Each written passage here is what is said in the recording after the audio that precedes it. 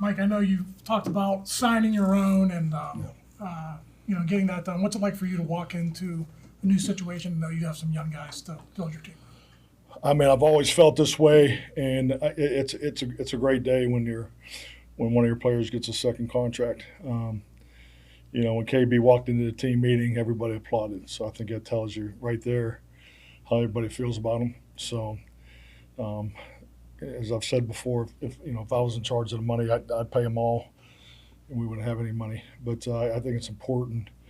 I believe in draft and develop. I mean, that's been the mode of operation that I've worked under. My whole time as a head coach, and it's important. It's not only important to this year; it's important to moving forward. So it's new for me because I'm the coach. In my opinion, is probably the shortest because of just the limited time that I've had with these guys. But Keanu Benton getting that contract today, I think that's huge for him. I had a chance to visit with him last night and just how happy he is for him and his family, and that's a big day for those. Anytime those guys get that contract, so very happy for him. Mike, in your time around him, what stuck out to you about Benton and what kind of player he is? Well, I think the way I would describe him, when his smile, his smile reflects the energy that he plays with. He's a big guy. His twitch, his athletic ability. I think there's definitely there's more there as far as his ceiling. So that's my personal opinion on him. I think there's a lot of football in front of him too. So I think that's exciting. You look at the dynamics of our defensive line room. I mean, boy, we have a really good blend of veteran and young guys, and obviously having a rookie in there too. So then that's something that bodes well for us today and moving forward. Mike, looking back at the tape, what did you like about your quarterback's performance, all three of them?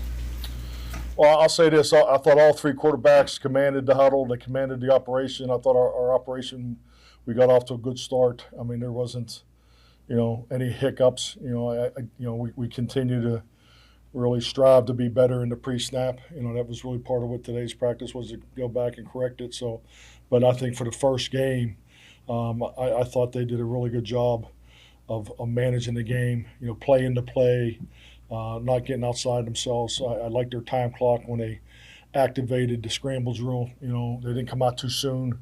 They hung in there, tried to step up in the A and B gaps. So we had some good play extension production. And I thought their ball placement decision making was strong for the first time out. So, and so much of preseason football is, number one, particularly young guys that get out there, their assignment strong, and but you also, as a quarterback, you got to know how to react when the guy doesn't run the right route. And Will had one, and I thought he did a good job getting on to the second receiver and trying to get to the check down. So those are all positive little. They're all positive little things that just through experience you learn to see how they handle that too. So, but number one was the ball security. That's that's the first thing we always talk about, and and the correction component of it. So we did a good job taking care of the ball. But I thought they got off to a good start. Mike, you also brought back Landon Roberts a couple days ago. What does he add to this defense? I'll tell you, Landon, I just know of him, of reputation, but just to see him walk in the locker room last night and the credibility that he has, I've always viewed him as a physical, old school type linebacker. But big smile, and you could just see the way everybody reacted to him, coaches and players alike, last night. So it's great to have him back in the mix. Coach, did you hear from Patrick Graham on that signing? I mean, did he suggest things? Patrick had a very, very positive opinion of him, yes. Coach, your thoughts on the play of Blue Nichols in camp and as well as the game a couple of days ago? Well, I think number one, the individual, breakdown of each guy. I'm not going to go pro, up and down specifically, but I'll say with our defense, we the big picture is we wanted to get off, play physical. I thought we were, more physical than our opponent, for the most part of the game. So that's number one box you want to check, and now we have to build off of that. So definitely playing into that special teams, also was a good area. I thought up front, offensively, when we didn't have, when the assignment or the technicality of it wasn't exactly right. So I thought we got off to a good start there, but it flew to the ball. I think the one that we talked, it was hit last night or 2 nights ago. Was it last night? Yeah, the penalties. So we'll take probably a deeper dive into that in the team period tomorrow, because I think it's important to make sure I'm clearly explaining and emphasizing where we are today as a team, and where I'm going at too is you ask your team to be physical, to cut it loose, to lay it out there, and then with that comes a discipline. So the discipline in the gray area, because we had some penalties that were clear-cut penalties, as far as a hand placement or being the second reactor to a situation on the boundary. So that the pre-snap penalties are unacceptable. For as much time as we've emphasized and corrected in the pre-snap, we need to step. We got to take that up a step there. That's was part of today's work too, is to just make sure we're clean there.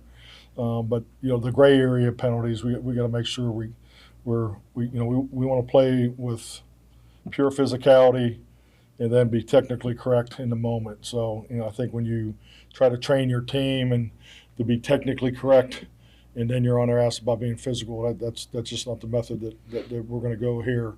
It's about being physical first. It's about first guy that throws the first punch and the guy that gets his hands inside and has the highest percentage of winning that down, winning that particular battle. So we'll just keep emphasizing it, and I thought our players they did a really nice job doing it. I was pleased with the overall football team. Mike, the NFL has now allowed head coaches to designate someone else to throw the challenge flag when it comes to that. Do you want to keep being the guy to do that, or do you have somebody else that's going to? I think we understand. Scar's going to miss a day or two, and he would be the one person that would probably fit that role. I know he's done that in the past. I was frankly surprised by it. I found out about it about the same time that you all did and Yins did, excuse me. So we'll talk about it. I didn't give much thought outside of the conversation when it came out, just because I've done it for so long. So, and if there's a better way to do it, but we have a network. We have people in the box, and who's communicating, and we have more than one set of eyes on it for sure. So we have a communication network that's part of our game management process. So we'll talk about it, but I don't see it changing. Have you decided which coaches you're going to have in the box, and you like the coordinators on the sideline? We'll work it differently this week. So we have 2 plans.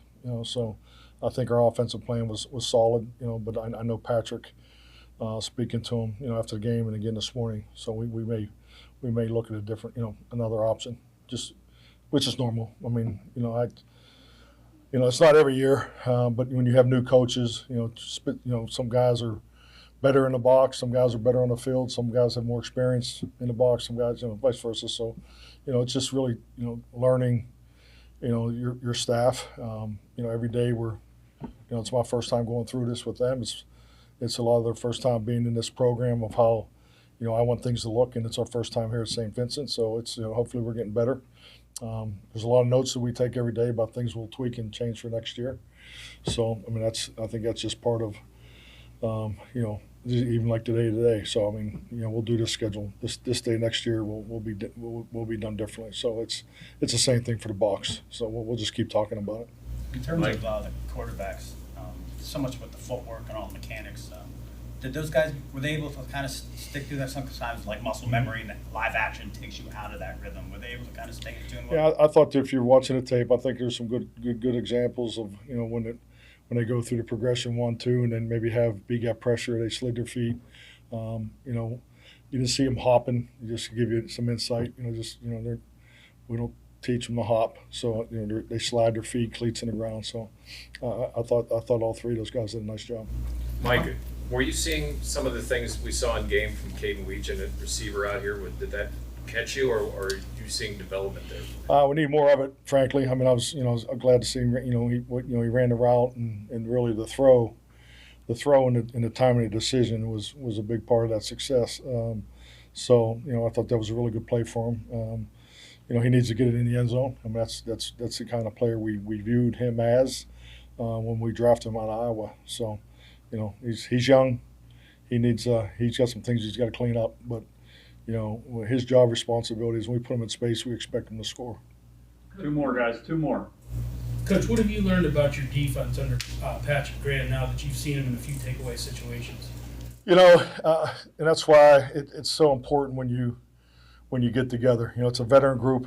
You know, we still have some veterans that still haven't practiced yet.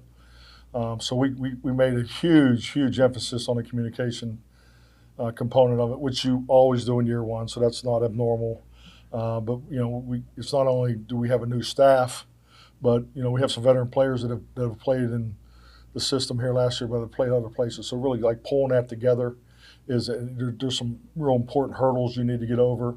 So I think I like the way they're communicating, and didn't really see, we really didn't have any. Those are things you see more during the game, and then you talk about afterwards. And that's why sometimes when you get into post game and they ask you a question about, combination block, and unless we had time to correct it right there, the center, could he call a 3-man scheme, or did he go with a 2-man scheme, or was the communication hurt? So I don't think we really had any of that on the defensive side of the ball.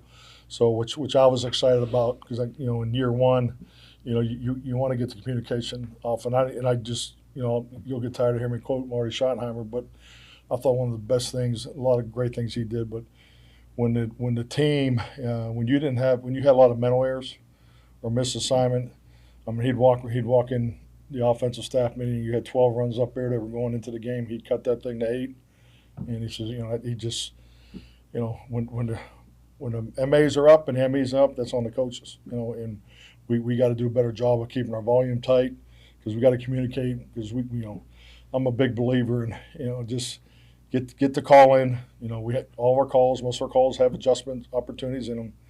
Get it to PQ, let them get that front set. Let those linemen read the 2-man, 3-man surface. Let's get this thing and let's get it on. And for it to be as simple as it can be, that's the way we want to play. And now we have play a scheme.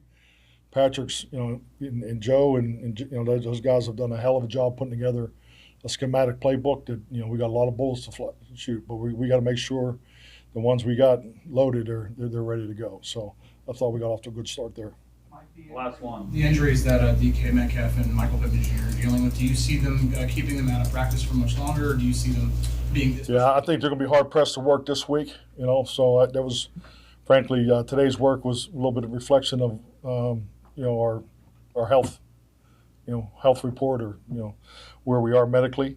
So hopefully this gives these guys, all the guys that have something to come out of the game, an extra day to get their legs back. But we do want to go, not a full 2.5 hours Sunday, Monday, but we'll be about 2 hours and 20 minutes is what we have scheduled. So we want to have 2 really good practices. Sunday will be install 8. It'll be the last install. So we're only having 7 installs next year. So there's a change for you. There you go. Got some scoop. But so we'll get that in, and then we'll start working Monday. A little bit of jets, but I do want to see as much competitive, offense versus defense, vice versa. So that's always our best work.